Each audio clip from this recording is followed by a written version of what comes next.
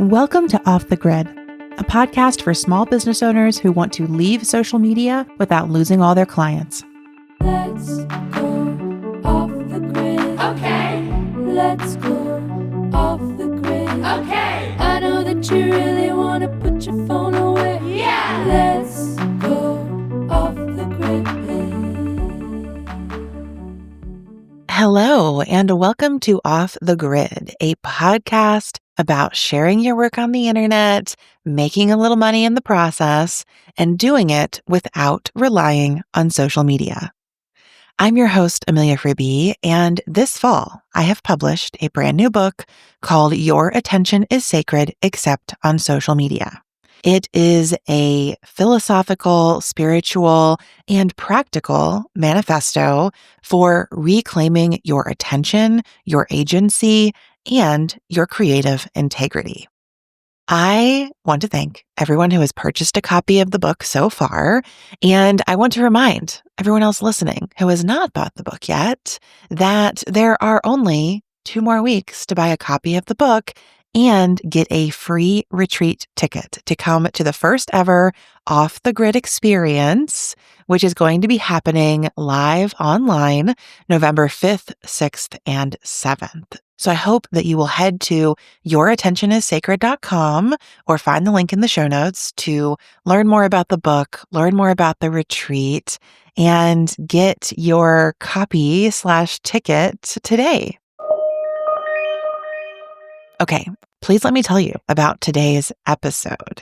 So this week on the podcast, we're doing something I have never done before, which is I am talking to somebody who works at a major marketing company about the work they do and some behind the scenes info they have that will help all of us improve our emails and especially our email deliverability, which is a fancy way of saying will help us make sure our emails don't land in spam and improve our open rates and click rates and all those good things that actually lead to purchases when you send an email. So today on the pod, I am joined by Dawn Richardson from Flodesk. Dawn is the product education manager at Flodesk, where she makes super easy to understand resources that help us all improve our emails. And she's also the owner of Tech Savvy Creative, which is her own small business where she helps creative people set up their biz tech.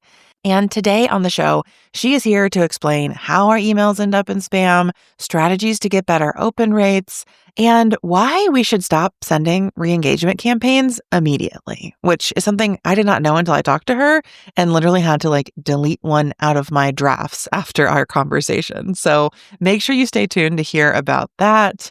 And I'm so grateful that Dawn joined me, not because I just want to spawn con all of you about Flodesk, although I will talk about that in a moment, but more so because Dawn has the stats on millions of emails sent through Flodesk. So she can really give us this big picture view of what's working and what's not working. Because for you, dear listener, or for me, all we have is the stats in our own email account, whether you use Flodesk or not. All you really know about emails is how your emails are doing. Maybe some of your biz friends will tell you what their open rate is or something like that. But what's so great about talking to Dawn is she can tell us how thousands of users of emails are doing and what Google is actually telling them. Because, Google's not talking to us about email, right? But they do talk to companies like Flodesk about it. So she's really got this sort of high level, big picture view. And then we break that down into actionable practices for small business owners and artists and creatives like you so that we can actually use that information in our businesses. I also asked Dawn a number of questions that came directly from interwebers. So this is not a pre-prepped, let me tell you what the company wants to hear. This is small business owners and artists like you having the opportunity to ask your actual questions and get them answered. So this episode is a must listen for anyone who is starting or growing an email list and sending emails to that list in 2025, 2026, or beyond. And of course, if you are looking for an email service provider, I do want to recommend Flodesk. It is my favorite platform for sending emails. And this year I am a Flodesk partner. So you can head to the show notes to grab my link to get 50% off your first year. And it is a timely decision to make because Flodesk is getting rid of their unlimited plan at the end of November. So if you've been considering Flodesk, listen to this episode, grab my link to sign up, and check it out. You can actually get, I believe, a free trial to try the email and check out functionality between now and the end of November. So ample opportunities to see if it's right for you and use my link to get a discount on your first year. Stay tuned to learn what's actually working in 2025 and stop making the mistake I made of applying a 2015 strategy to my 2025 email list. And for now, let's dive in to my conversation with Dawn Richardson. Hi, Dawn. Welcome to Off the Grid. Thank you so much for having me, Amelia. I'm so excited to be here and to talk to your amazing community. I have to say, you're the first person I have had on, like, as the voice of a company that many of our listeners, and myself included, like, know and love. But it feels like a really fun and first-time opportunity to peek behind the curtain with you. So thank you for being here. Yes, absolutely. I'm here for that. And I'm also a small business owner myself. So I'm sharing from the heart of a small business owner and what I've learned along the way, but also from the inside of what Flodesk is doing behind the curtain. So one of the reasons I was excited to have you on today is because as a person with a marketing podcast, I get a lot of questions about email. And I have a lot of thoughts around the content of email and the design of email, but I know very little, quite honestly, about like the tech and what makes emails deliverable and what really matters when you're setting up your list. And I think that many Off the Grid listeners are in the same boat. Like, we've sent emails from our own personal accounts. Some folks maybe have a Substack, or like I started out on Tiny Letter when that still existed. And finding Flodesk was both like a breath of fresh air because it is such a beautiful, easy to use platform. And then also a little bit of like, okay, but what else do I need to know? What really matters here? So I'd really love to talk to you a little bit about like the sort of nuts and bolts of email, and particularly about email deliverability, because we're in the middle of launch season. We're also leading up to Black Friday. And I am currently, as this comes out, launching a book. So I'm sending more emails this season than I have sent in such a long time. And I'm worried about things like my open rates and my click rates. And why is this one going down? And why does this email say it bounced from like 6 people? And do I need to care about that? Should I be worried? Yes, absolutely. So I'd love to hear from you. Like, could you tell us a little bit about email deliverability and the things that we can do to improve our deliverability? Any sort of like top tips that you have? Oh, sure. I can talk about this all day.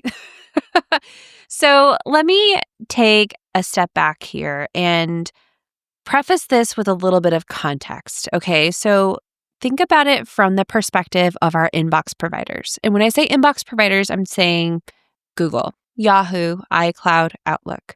Take a step back and think about what they are concerned about. They are in the business of protecting their users, because we are unfortunately in a world where you have to look at an email to see if it's legit or not, right? Like, oh, like I just had one today that was like, your PayPal account has this transaction on it and it wasn't real. Like we are in this world where there's a lot of spamming and spoofing and changes are being made and people are pretending to be other people, and it's really scary.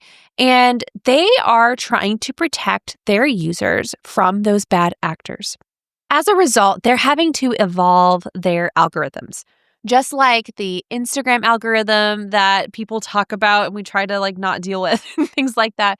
Email and how things show up in your inbox also is an algorithm, right? And these things are evolving over time as technology changes, as AI comes into play, and all of these different things.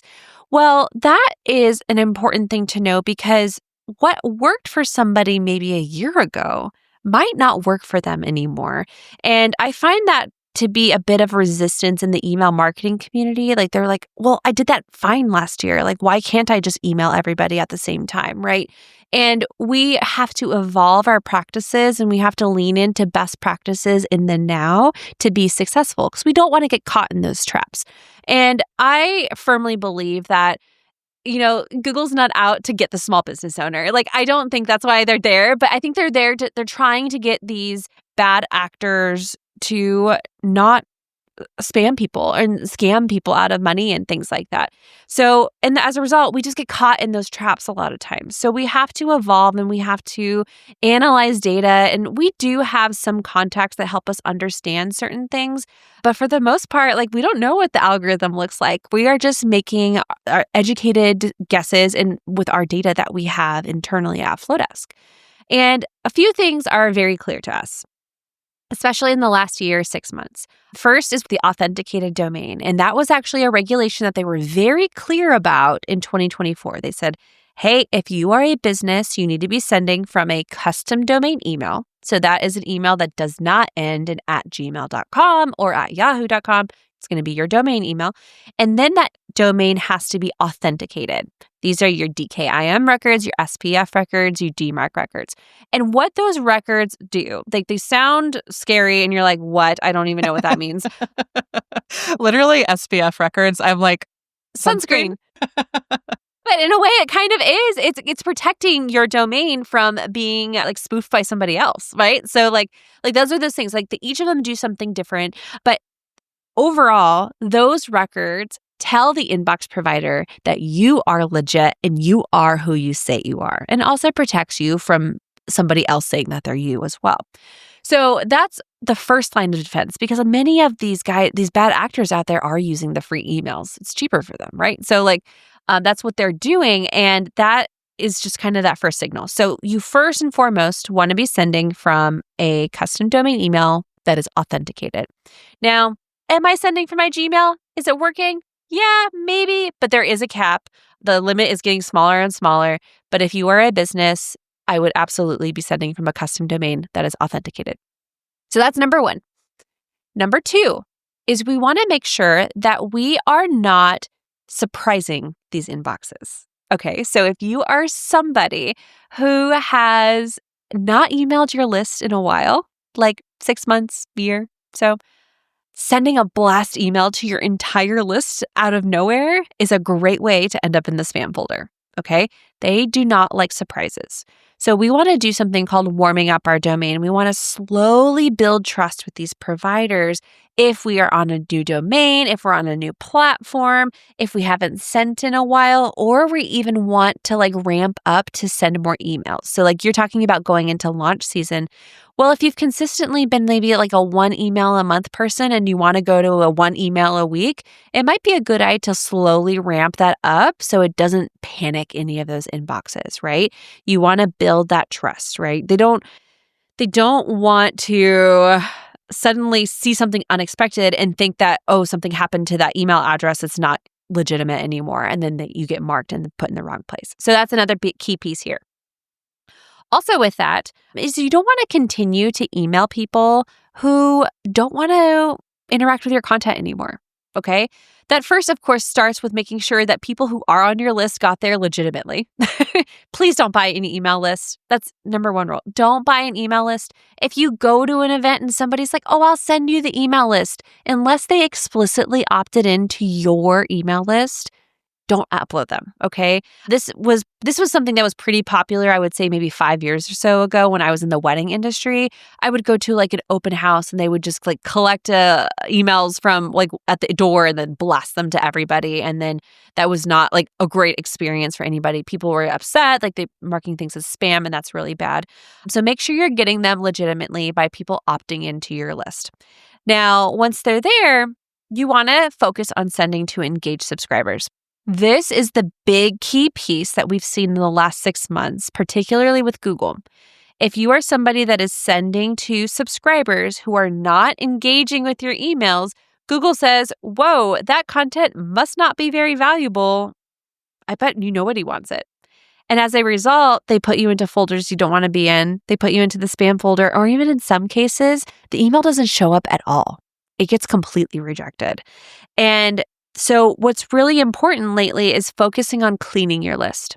If somebody hasn't engaged with your content in 90 days, 6 months, a year, whatever your threshold is, you want to just go ahead and either exclude them from your sends or unsubscribe and remove them altogether. However you do that is up to you. But by focusing on the people who do open your emails, you are really waving the green flag for Google that you're like, look, I sent it to my engaged subscribers. They engaged because they're your engaged subscribers. They're your biggest fans. Well, guess what? Your open rates, your click rates have tripled because you only sent it to the people that historically have opened your stuff.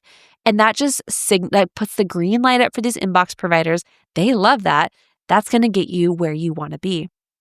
Over time, you can start sending to less engaged subscribers if you want to, but we've just seen that the prioritization of engagement lately has been incredible. And I can even speak to what we do here at Flodesk. Like we use our own platform. Like our marketing platform is Flodesk. We send from Flodesk all of our emails, and we have hundreds and hundreds and hundreds of thousands of subscribers, and we are still seeing, I think we had one that was like an 80% open rate.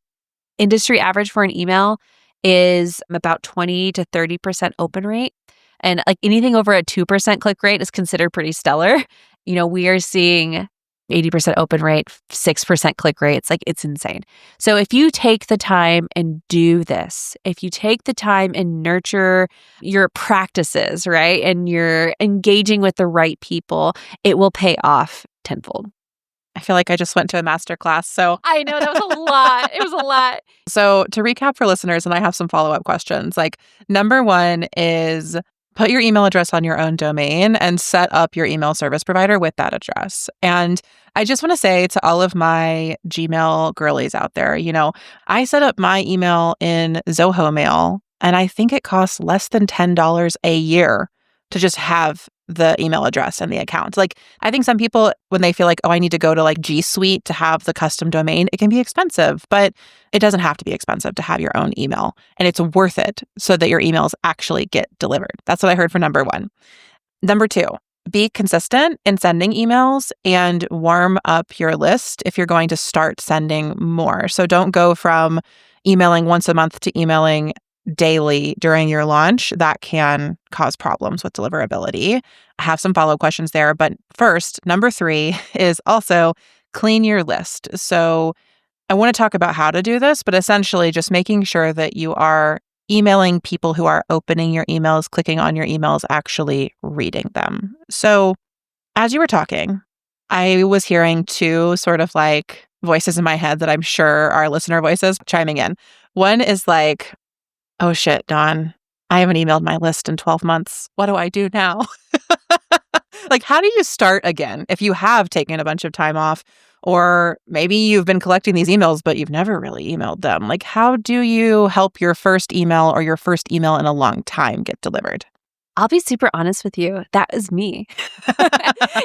So like when I started working at Flodesk, like life shifted and I got really busy and I 100% neglected my own email list and own newsletter. So I too have done this. It's very normal. Like, please don't be hard on yourself. But I'm going through the same process right now with Tech Savvy Creative. So what you want to do at this point is I want to look at my historical data. And I'm going to look at my subscribers. I'm going to look at their performance over the lifetime of them being on my list. I'm going to go into my analytics, my subscriber data, and there's a chart that actually shows you all of your subscribers, what their open rate is, what their click rate is. So I'm going to take that information, and then I'm just going to take my top 50 and put them into their own segment. They're my warming segment number one. They're my 50 biggest fans, okay? Then I'm going to take the next 150 and I'm going to put them into number two. They're my second group of biggest fans. And then I'm just going to work my way down that list, okay? So work my way. And eventually they will all get into these smaller, what we call warming segments. Now I have them broken down by my biggest fans, starting with my top fans to the cooler fans. And I am going to create an email. I want this email to be evergreen because people are going to be getting it at different times. Like, I don't want it to be a time-based email. I want it to be something that they want to engage with. For my own warming, I think I could have done a better job. If I'm being super honest, I did kind of like a survey like, hey, tell me what you want to hear about. And based off of what they clicked, I like segmented them into other audience. That was helpful for me, but I don't think that was like very exciting for everybody. So I don't think I got as much engagement as I could have. One thing that I have seen work really well for other people is like, hey, I just made a new freebie and I want you to be the first to have it. Like something like that, because they're like, oh, I got to download it, right? Or like, here's a free template. I would love to know what you think. Like something along those lines, that tends to get a lot more engagement. And I would avoid the whole like, like you don't need to admit that you haven't been around for a while. I feel like people for some reason feel like they have to apologize for being gone, but we are our own worst critic. Like nobody is paying attention as closely as we are. You don't need to announce like, sorry, I haven't been around in a year. Like just show up. Especially if you're bringing something like a new lead magnet, like maybe don't show up and be like, hello, I have not been around in a year. Here is my new high ticket program. But like, if you're showing up to share and provide value, you don't need to apologize for not having emailed. And maybe remind them who you are. Just be like, hey, Dawn here, your friendly tech expert who's here to give you all the tech goodies. Like nonchalantly remind them just in case they have forgotten. So anyway, I'm going to create that email. Let's use the freebie, for example, like be the first to get a hold of this new freebie. And I'm going to send the email to warming list number 1. Okay, send it. Well, guess what? These are my 50 biggest fans, or at least historically they were. So I'm going to send that email. And because they were my biggest fans, I hope to see pretty decent engagement out of it. Okay, it's a small batch. I'm going to see good email. I think when I sent that email, I got like a 90% open rate, something really stellar. But again, they're the people that have always opened every one of my emails. I'm going to wait a few days, make sure that my metrics look good. I want them to look decent. And then a couple of days later, I'm going to send the next one to segment number 2. Okay, same thing. Watch it. Make sure there's nothing concerning. Move on to number 3. So I'm just slowly building that trust with these platforms, starting with my most engaged subscribers first. Because again, if Google gets an email and they say like, whoa, like 90% of people wanted that email, this content must be valuable. So I should probably put it somewhere that people want to see it, right? Same thing happens next. Well, 150 people wanted that email. That's pretty great. Like this must be valuable content. But if I'm sending an email to 1,000 people and only, 100 people open it, Google's like only 10% of people wanted this email. Clearly it's not valuable. I'm going to put you in a place that doesn't put you front and center, right? So that's what we're trying to do is we're trying to train these platforms that you are valuable content. So you're just going to work your way through those lists as you go. Depending on how many subscribers you have, it's going to take shorter or a longer amount of time. But as you go, keep an eye on your metrics. Be ready to pause. At Flodesk, we do this ourselves. And if anything drops, if like the open rate drops below like 20, 25%, that's typically when we pause. This is the threshold of engagement here. It will be more beneficial for me to stop and just ignore the rest of the people or to get rid of the rest of the people versus continuing to send to them. Because if I continue to send to them and I'm already damaging my reputation, that'll just do more damage. So create your boundary, find that stopping point, and maybe at that point, everybody else kind of trickles off, right? So that's how it's going to be done. Again, it can take a few weeks. Mine took probably 2 weeks. I have a relatively small list, like 3,000. But when I did this to a list that had 700,000 last year, it took 8 weeks.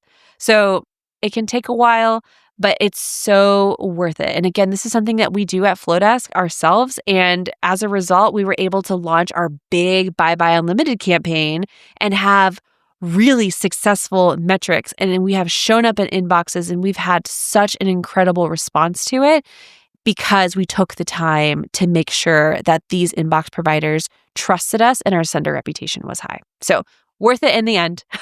At the time, you're like, oh my gosh, this is taking forever. But it's also important, and this is why we're having this conversation, if you have a big launch or if it's a big sale like Black Friday for you, you got to start doing this early because you can't do it the week before. So we want to make sure that you plan for this in your marketing strategy.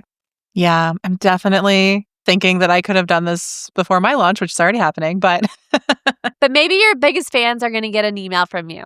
Even that could help. Any positive interaction can boost it. Any negative interaction can decrease it. So maybe you send your top 50 fans just maybe something personal or a personal note or just thanking them for being there. It can be something as simple as that. But since you're targeting that most engaged audience, you're going to see great benefit from it. Yeah, I love that last tip because to me that brings the sort of relationality back into it of making the people who read your emails the most often feel seen and noticed and appreciated. That's so relational. And that makes me feel better than as I was listening to you, I was like, this is so frustrating because I don't even use Gmail, but I have to care about Google's algorithms. And I purposefully don't use an inbox that has algorithmic filters because I don't want someone else making that decision for me. But still, I'm sure if I looked at my subscriber list, the majority of people there are using Gmail in some capacity. So there is this place I have to care about it if I want my emails to get delivered.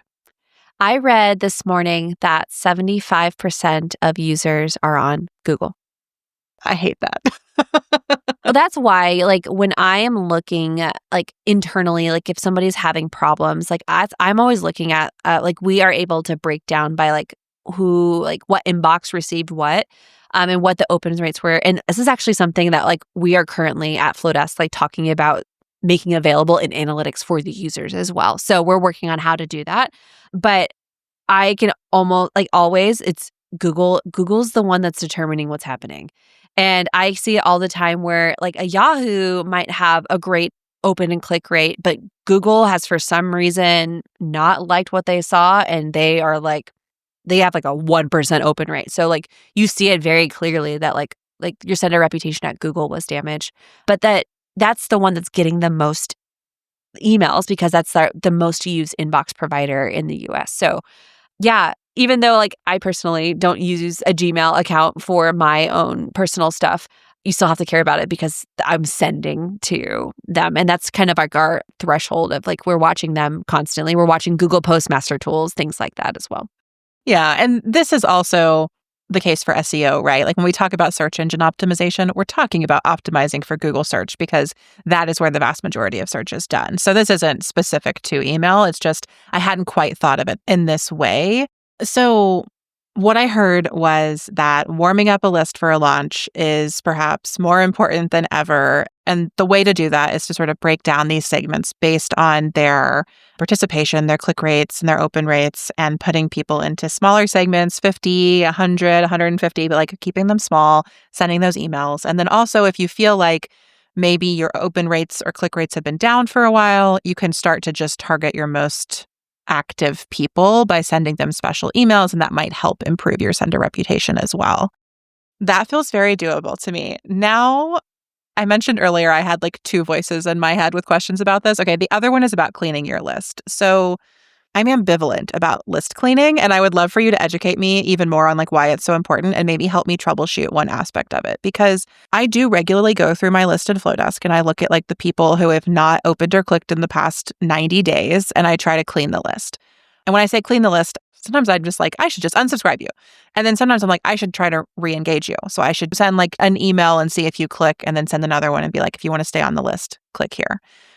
A problem I've had, though, especially with my people, is if you use a privacy-focused email provider, it will claim you have never opened or clicked an email. So even personally, I send all my emails to myself, but it looks like I've never opened a single one because Proton Mail is no, you cannot track me. So 1, how do you clean a list? How do you recommend cleaning a list? And 2, what do we do about the people who are trying to protect their privacy, but then maybe we accidentally delete them from our list in the process? Oh, that's a good question. And that actually goes both directions because there's also some inbox providers that open and click the emails for you. Yes, they open every email and click every click. And you're wow, this is my most engaged subscriber. But then you're wait, they really clicked every link I've ever Every sent. link at the same time. So yeah, let's talk about that first, okay? One thing that we found to work really well, and we even do this for our own emails, is we create what we call a hidden link in the email. We basically use a layout block that's blank, and we link it. I link it to a GIF of a robot because you have to link it somewhere in order for it to be a link action.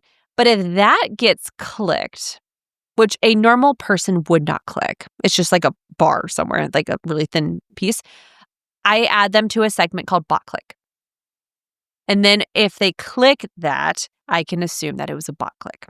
And the reason why it's not just so easy for Flodesk just to filter them out is because a lot of universities are the culprit, or like government emails or private organizations tend to have these types of servers that do that, but they do it at different times. So it's not like we can do it like right when the email sends. Like sometimes it's a 10-minute delay and sometimes we don't know. Like it's really hard for us to tell.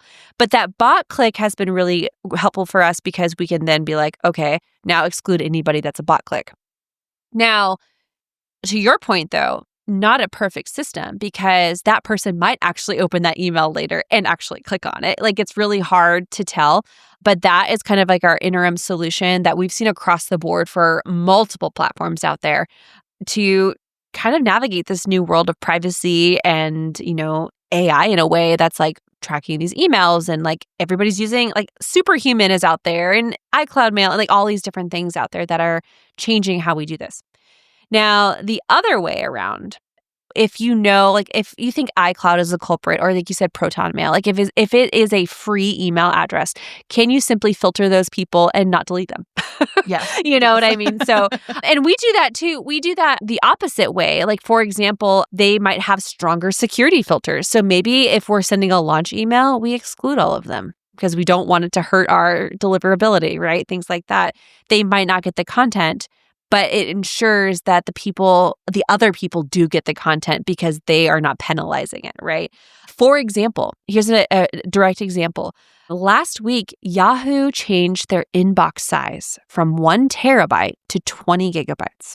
So can you imagine how many people have a full inbox all of a sudden that they will be bounced from?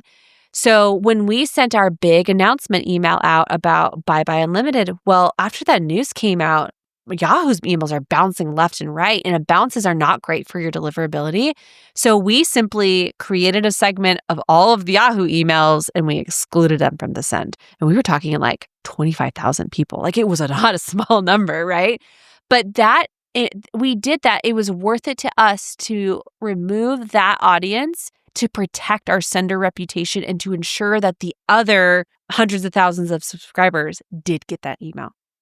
So this is something that we've talked about, and I'm on the product team, and I can tell you that this is something, as soon as we think that there's an answer and we have a solution that's in progress, something changes, and it's just the world of the multi-inbox providers. So those are just a couple of suggestions. And if you know somebody like yourself or like your mom or somebody that uses one of these platforms, like create a VIP segment and just make sure that you don't delete them. Like I've definitely done that. And I know that's not the best solution. It's not the most efficient way, but it can ensure that you don't delete people that you know are not going to be seen as engaged on your list. However, to make sure that they stay. Now, how to clean your list. This in Flodesk, like we use those filters. So if you go into your audience and I click on those filters, I simply say, okay, who is still active and who has not engaged or has no activity since a certain time. And I can say 90 days, I can say 6 months, I can say 3 months, I can say whatever my threshold is, okay? If you're somebody that emails a lot, I would say like once a week or even more, like 90 days is probably a good threshold. But if you're somebody that emails monthly or like maybe every other week, maybe something like 6 months is a little bit more reasonable for you. So I look for those people who simply haven't engaged. And from there, I decide if I want to delete them entirely, unsubscribe them, or move them to a cold segment, because we talked about like re-engaging them, right? Now, pros and cons to each of those things. In Flodesk, deleting them, they're gone. Like they're out. It's very clean. It makes my type A heart happy because they're just gone. It's cleaner. However, I lose all historical data on that person. I don't know how they were there. If they were there in the past, I don't know what segments they were in. I don't know what they opted into. I don't know any of that. I lose that data. They can, though, come back. They can come back through an integration. They can come back through a CSV upload. They can come back through a form. So nothing is preventing them from coming back. You can unsubscribe them, which does mark them as unsubscribed in your account. You will not be able to email them. You cannot manually resubscribe somebody, okay? It's really important. You will not be able to email them. They will be able to come back if they fill out a Flodesk form. And the nice thing about this piece is it retains the historical information. So I can see when somebody came in, what they've purchased, what they've done, all of that information remains. Now, the last one is a segment. This is another option. So you might take your cold subscribers and move them to a segment called cold subscribers. And then when you send the emails, you simply exclude that segment from your send. So you don't send it to them. Great. Now, the conversation of re-engagement is an interesting one right now because we are seeing these inbox providers prioritize engagement so much. Yes, re-engagement is great, but I would proceed with caution, more caution than historically.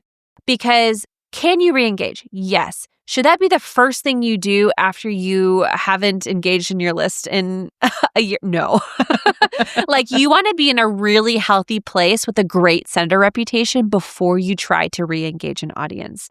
And when you do re-engage them, again, same rules apply. Small batches, tread lightly, and if you see things not go well, it's better to stop and forget about the rest than it is to attempt to keep going. Because if you start lowering your sender reputation and you continue doing those things that the inbox providers don't like, it's just going to continue to drag you down. So again, yes, all for re-engaging, like, is this the breakup? Like, all of that stuff, that's fine. But I would say proceed with a lot of caution. Proceed with a lot of caution and only do it if you are in a healthy spot. And again, we do this at Flodesk. We have our unengaged audience. And you know what? If things don't look great, we're out. We pause, not worth it to us. We want to maintain our sender reputation for those who do want to receive our content. Yeah, this is so interesting. I'm literally in my Flodesk looking at what was my open rate when I did my last re-engagement campaign, which I apparently did in March of this year. Oh, okay. Well, and remember, industry average open rate, 20 to 30%, 25 to 30%. So that is considered a great open rate. Click rate is anything over 2% is great. Okay, let's see. It was... Oh, yeah, that's painful. It had a 6% open rate, but that's because I emailed 250 people who had not opened an email in 6 months. So why? This is super helpful because I'm realizing that I've definitely been following some outdated email advice and that I also have had a sort of scarcity mindset of I can't let go of any subscribers. I worked so hard to grow the list. Why would I take them off the list, Dawn? That sounds horrible. But remember, they can always come back. They can come back. And also, they aren't doing anything there, right? If they're not reading the email, they're not opening the email, they're just a bit of a vanity metric. They're fluffing my metrics for my own vanity. I would say they're hurting it too. Yeah, exactly. They're hurting it. It's not even a vanity metric. It's a detrimental metric.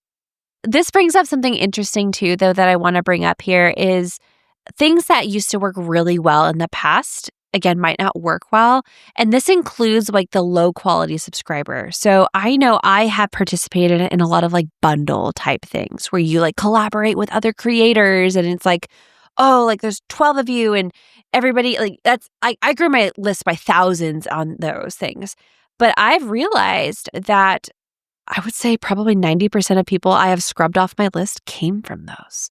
They came from the catch-all things or they came from something that wasn't very engagement related.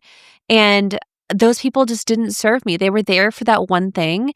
I maybe engaged with a couple of them and that's great. But when you're doing those things, the value of getting just the emails isn't as great as it used to be, right? Because it's all about the relationships. It's all about the building and connecting with them, getting the right message to them at the right time. This is also a big reason why Flodesk has chosen not to have a network where it makes it really easy to subscribe to other lists. And I know some tools out there do that, but we found that a lot of those people are low quality subscribers. They're there because the pop-up came up and they clicked on it and they're okay, but they actually didn't want to be there, right? They weren't there because they were excited or they were engaged. We want to really lean into that engagement and that person that wants to connect with you. So Just another little bit of a hot take. I know that there's a lot of bundles out there. I think bundles are great. I think they're great resources. But I know for me, the value in participating in something like that isn't to get the emails like it was before. I would also just like underline what you said about the networks and the recommendation emails. I've noticed this for myself, like looking at my stats literally right now, like my Flodesk lifetime average open rate is 60% across like 5 years of sending emails. And some of those emails went to 200 people and some went to 2,000 people. But like, I also have a Substack that's a paid offering for Off the Grid. It's called the Off the Grid Clubhouse. It's meant to be for people who are paid subscribers, not even for free people. But it's got about 100 paid subscribers and 1,000 free ones that have just shown up through the Substack network. But my open rate there is only 40%. Like it should be higher because it should be the people who are really engaged and really excited. And also I've always found that like the smaller your list, the higher your open rate often because your first people really care. But I'm just even noticing that for myself, like that difference. And I think it does. Like I would attribute it to the fact that so many of those Substack subscribers came through recommendations of like people who like they weren't actively choosing to subscribe to my list. Honestly, they were trying to get out of the flow that you have to go through to read the post in Substack after you subscribe. I've been there. I'm just like clicking next as fast as possible. And then sometimes I accidentally end up on 12 email lists because someone recommended a bunch of people. So this is all really helpful to hear, like some of the reasons these things are happening and inviting us to question, like, what is the value of some of these services or tools or tactics if the subscribers they're bringing us like aren't really people whose intention was, let me sign up for your list because I want to hear from you specifically. And I think that going back to re-engagement campaigns, it's just really helpful for me to hear you say this because I thought I was following a best practice, but I was actually hurting my deliverability. And I'm sure there are other listeners out here right now who have done a re-engagement campaign this year, who have found those people who aren't opening, who have sent them the email before deleting them from the list. And then, same as me, are like, oh no. Oh no. Not doing that anymore. Yes. In a year from now, things might change again. Like things are always evolving and always changing. I just like the data is just so powerful. Like when I'm looking at the high level bird's eye view, and I can tell you like almost any time somebody writes in and saying that they're having issues or somebody on social media or wherever it is they're complaining about their deliverability and I am able to like see what's happening, at 96, 97, 98% of the time they're sending to these lists and nobody is engaging with them. Like I even saw a creator recently who talked about how she just completely deleted her entire email list and started over. And the email list that came the second time around was so much better because they were just all engaged. They were there for the now and what she was offering at that point. And that was like really powerful to me of like, oh, like I could always do that too. Like if people want to be there, they'll come back, right? Or doing a campaign that's like not necessarily a re-engagement campaign, but what that's bringing up for me is like, what if I take my list of active people, but I ask them to opt in again? Like I ask them to click something or to resubmit something. And like, this is the list I'll be emailing next year. Like if you're just hanging out here, not like you'll stop receiving emails from me. Like I think there are ways that we can lean in. And this is actually not only a good email deliverability tactic, but also a good sales tactic or sales strategy, which is the more opt-in you get from people, the more likely they are to buy something from you. And so as a podcast for small business owners and people selling things online, like having that added level of opt-in can give you more confidence in the people who are active or who are receiving your emails.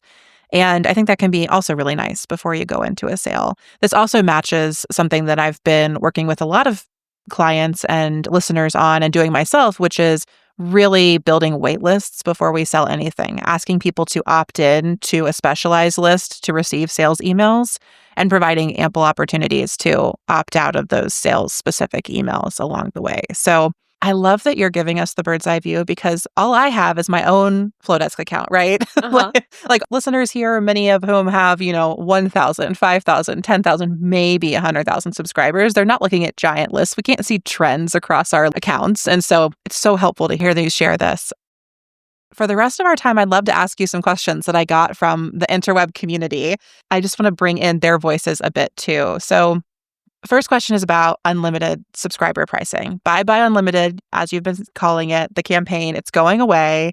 First question is, What's the deal? Why is it going away? Second question is, Flodesk, Kit, and MailerLite all announced this sort of thing like within a week of each other, and it has had my interweb Slack community on fire. So the deeper question was like, is something happening with email that's making this, like, what is going on? Like, all of you are doing this at the same time. Anything you want to surmise, we'd love to hear. And then, like, what is the end of unlimited subscriber pricing? Tell the people what's going to change if they want to use Flodesk. Well, I will be super transparent and honest with you. The team was not expecting the MailerLite or the Kit thing. Okay. Well, I mean, neither was I. Yeah. Now, this is like a typical time of year for like tools to change their prices. It's not weird because they want to run the Black Friday sale. They want to like the new year, they want to be on their new pricing. So it's not unusual for this time of year to be that time. And I feel like it's not just been the email platforms. I've seen other platforms across the board that are like changing pricing and like subscription models are changing and all of the above.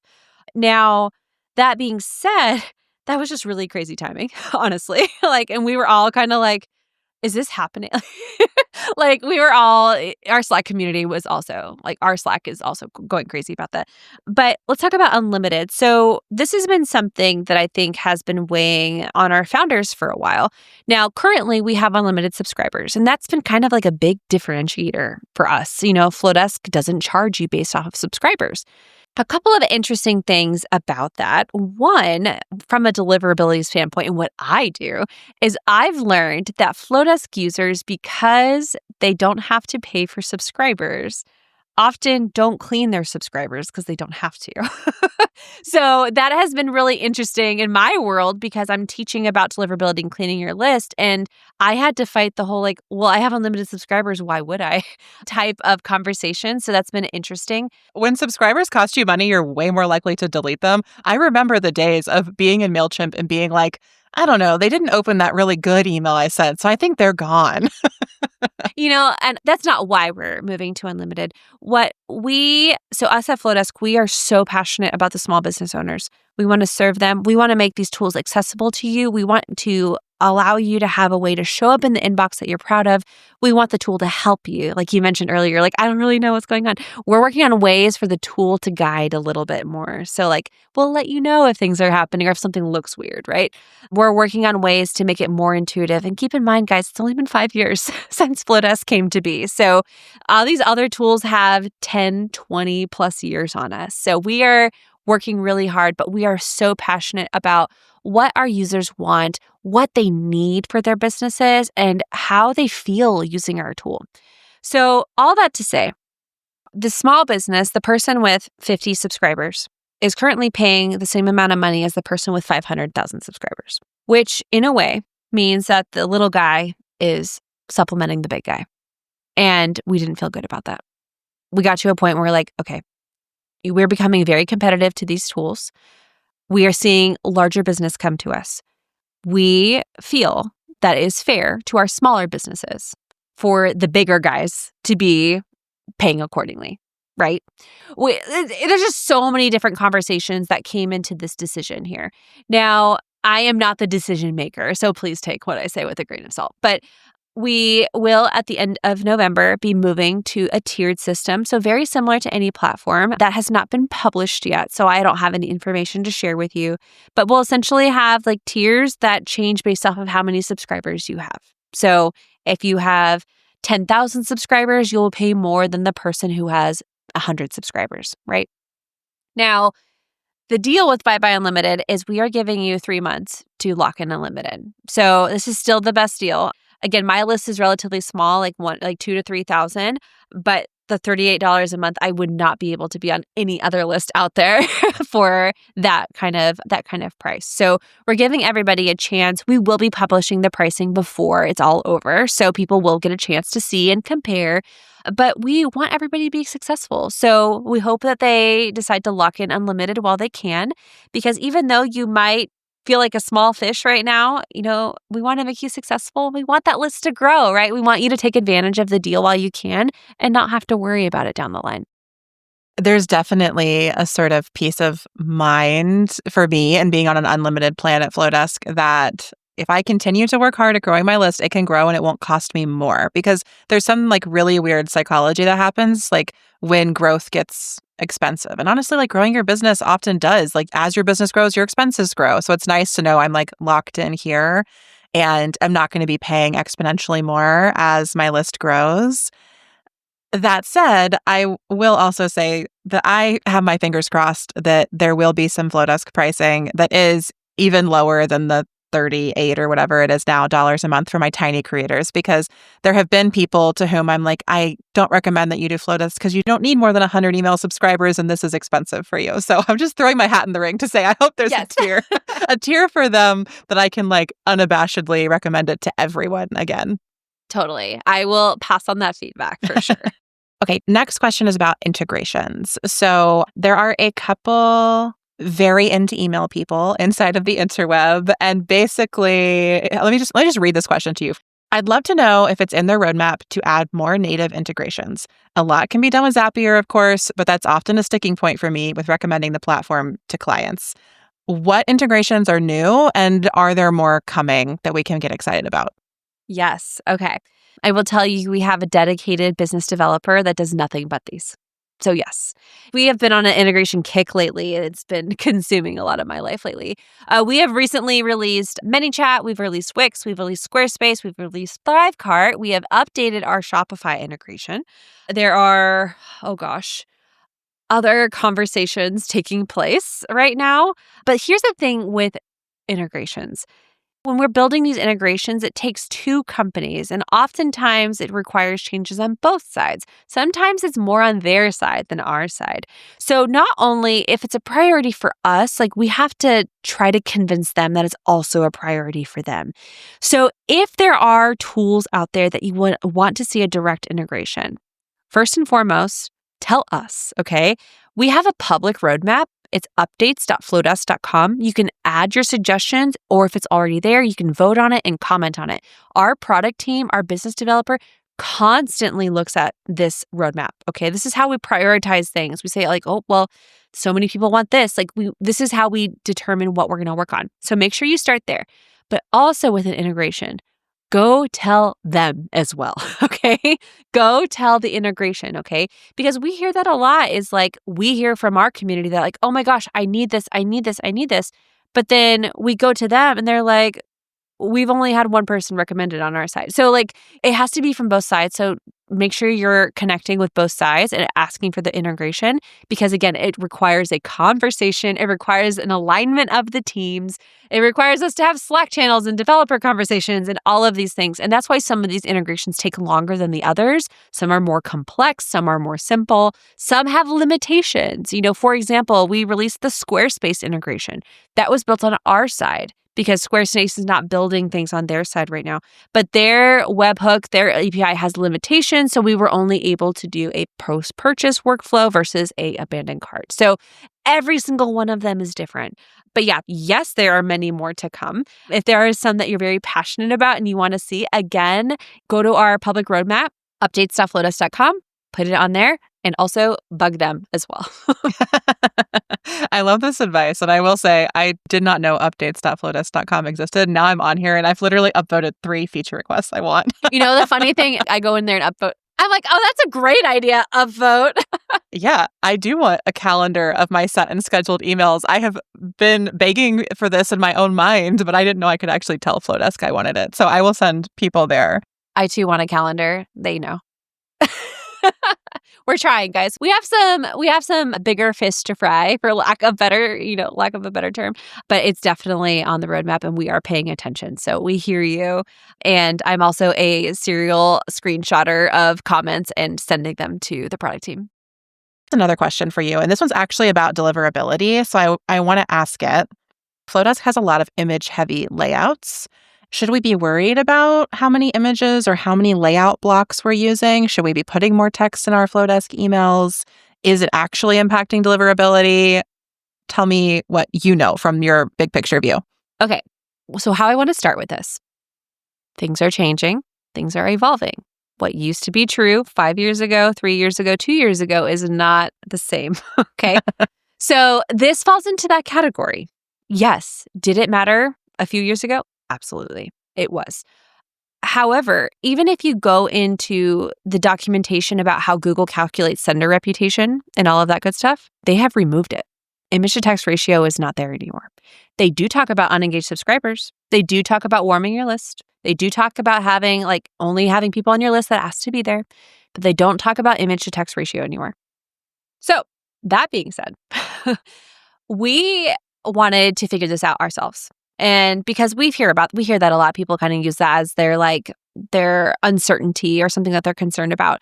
And we have analyzed, and this is, keep this grain of salt, this is very raw data here, but we looked at deliverability metrics. We looked at open rate, click rate, and we took emails that were 100% images. We took them that were 50-50, 0%. We looked at all of them, and we found no statistical difference between them. So, okay, that's cool. So maybe it was a problem before, yes. Is it a problem now? No, we're not seeing it. Now, there's caveats to that, okay? And we've talked to one of the big spam filter companies out there that run the algorithm and things like that. And one thing that they mentioned to us at one point in time was it's not so much about the ratio itself, it's about the usability of the email. If people can't access it, if the email is not accessible to them, they are less likely to engage, which in turn hurts deliverability. So all of that to say, we send full image emails all the time, but we make sure that every single image piece has alt text. We make sure that we break down each piece to have alt text. You don't want to take a whole paragraph in a custom font because your alt text isn't going to be able to support that. But if we have, for a checklist, for example, each piece of that checklist would be its own graphic, and then we would alt text that. So again, it's usable, it's accessible. Accessibility is so, so important. If I can use plain text, I will use it every single time. Okay. So I personally, we talk about custom fonts and things like that in Flodesk. I reserve my custom fonts for a header. Okay. Because that will render into an image. I can use alt text to say what that header says. The rest will be plain text. So that's how I do things. That's how I balance things. And even at Flodesk, if we have the opportunity to use plain text, we will always use it. But again, we are not seeing that ratio being the determining factor anymore. The other piece to this I really want to mention here is look at the big brands. If it wasn't working, would the big brands who are spending millions of dollars be doing it? For example, I've subscribed to a lot of big brands just because I like to see what they're doing. And Starbucks, for example, sent an email that was literally nothing but one giant image, and it was a picture of a cup with a date on it. And it was announcing when pumpkin spice was coming back. That's all it was. But it had no text on the whole thing. Starbucks wouldn't be sending those emails if it wasn't working for them. These big brands are sending image-heavy emails, and we want our small businesses to be able to compete with them. We want to support the small businesses. We want to give them the tools to do that. Now, in terms of things to watch for, one thing, obviously, watch for your accessibility. Use your alt text anywhere you're using an image or a layout block because it will render into an image when you send. And also watch for what's called email clipping. Okay, so if an email gets too large, the size of the email gets too large, Google will clip the email, and it means they chop off the bottom and it will say message clipped. Now, the reason why I bring that up is if you ever have an email that suddenly got a horrific open rate, nothing or 0, the tracking pixel for most emails is on the bottom of the email. So if it gets cut off, we can't track if the email was opened or not. That's the first thing we troubleshoot is if somebody has an email that gets no opens is we send it to a Gmail inbox to see if it was clipped, and most of the time it was. So send yourself a test email, make sure it looks good, make sure all of your links work, and, keep it relatively straightforward and simple. Try not to go whole novel style inside of an email. You'll probably get clipped in that situation. Yeah, I haven't had that experience in Flodesk, but it's definitely a common Substack thing that emails get cut and et cetera. Okay, final question for you. I just want to ask you or give you the floor to talk about checkout. So in addition to email, Flodesk also offers checkout, which is your sort of sales page and selling service, I suppose. Can you tell us just in brief, what checkout is and who it's really great for. And then I know there's also a sort of deal on checkout or a preview of checkout folks can access for the next little bit. So I'd love to hear about that too. Yes. So we have a platform inside of Flodesk called Checkout, and it allows you to create sales pages using a very similar builder experience where you can add different blocks, layouts. They're very stunning. They're very eye-catching, but you can sell a digital product. You can sell physical products if you want to. We have people sell services. We have people sell memberships. We have people sell all of the things, tickets, whatever it might be, using this platform. Now, the payment processor behind it is Stripe. So we connect with Stripe. It gives you access to things like Apple Pay, Google Pay, buy now, pay later methods. So your buyers can choose their preferred payment method. We do have subscription payments in there. So if you want to create a newsletter subscription, you can do that and check out. If you want to offer monthly coaching or quarterly access to a membership, whatever that might be, you can offer that and check out as well. But it is beautiful. It's intuitive. It is a great platform to sell on. And it also doesn't require another website. So if you're somebody that's just getting started and you don't have a website yet, this is a great option. Or if you are somebody that has a website like me, I like building my sales pages on my website. I build them and show it. They're beautiful. I love them. But I want the actual payment checkout process to be in checkout. So the CTA button, I can link to just the checkout piece of that, and all of that will come in. The cool thing is when people make those payments, that data, the money that I made, attaches to that subscriber. So not only can I see what segments they're in, I can see how much money they've brought me. I can see all of that information, and that's really cool and powerful. Now, there have been a lot of people out there that are asking questions about checkout, especially with this unlimited going away, because unlimited, there's two options. You can have unlimited email with the subscribers, or you can have unlimited email and unlimited checkout. Okay, there's those two options right there. Now, unlimited is going away completely at the end of November. So if you are somebody down the line that decides you want to add checkout, that's considered a new plan. It would be a change of plan. You would lose your unlimited. You wouldn't be able to keep unlimited and add checkout to it later. So we are offering everybody access to checkout right now. You can experiment with it. You can try it out for yourself, see how it works for you, test it out, give yourself a couple of weeks to test it. And if you decide that you do want to keep checkout and you want to have unlimited checkouts, you can upgrade to the unlimited email and checkout option and have both before the offer ends. So that's what we're doing. We want you guys to check it out and experience it for yourself. I think it is stunning. Yeah. Check it out. Yeah. I mean, I'll say for myself, in the earlier days of Off the Grid, this podcast didn't have its own website. It was just sort of hosted on my Softer Sounds business site. And I wanted to sell this course called Business Success Without Social Media. And I used Flodesk Checkout to set up the sales page and to sell the course because I didn't want to have to buy a whole new Squarespace page or a whole new cart software just to sell at the time what was a $49 mini course of sorts. The pages are beautiful. I love to see them. And I think they're really especially great for folks who either making a sales page is stressful and confusing to you because the templates really kind of show you the types of things that should be in the various sections. It's both a design lesson, but a bit also of a sales page copy lesson built in, which I loved. And I just found it so easy and seamless. And I love that it immediately connected to your email list. So if I can see if somebody how long they've been subscribed and how much money they've spent.